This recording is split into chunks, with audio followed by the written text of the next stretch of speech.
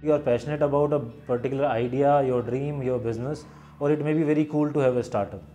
But with all your passion about your business should not overshadow the hard reality of business, and cash flow is one such issue.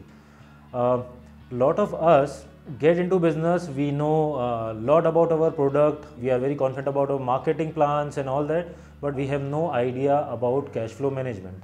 A poor cash flow management can actually kill your business in no time.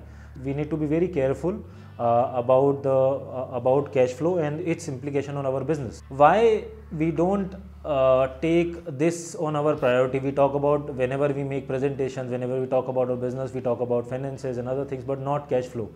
One is we don't understand it. Second, we are too emotional about it. When we say we don't understand it, the reason is we are engineers or we are businessmen, we are too engrossed in our idea of product, but cash flow is about book. It's too boring. It doesn't get you PR releases, it doesn't get you, that coolness, it doesn't get your employees. But the reality is none of this will survive if you don't have any understanding of cash flow. Second is about being emotional.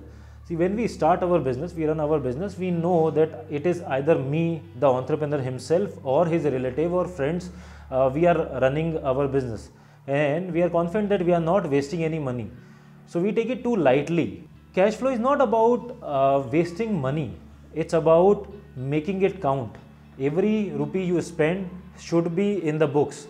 It's not about that you have used it for your personal expenses, you have not used it for your personal expenses, but it has to be accounted for.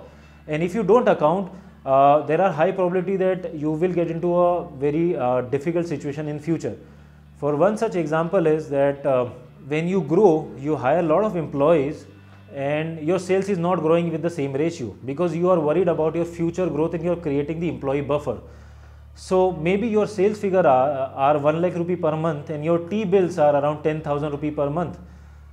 Generally, you will not question a T bill because eventually it is your employees who are drinking it, right? It's very difficult or uncomfortable to ask question. But we need to really ask these questions that how can 10% of my sales is going into T bills? If it is not contributing to your business, it is a high time that you need to cut it down.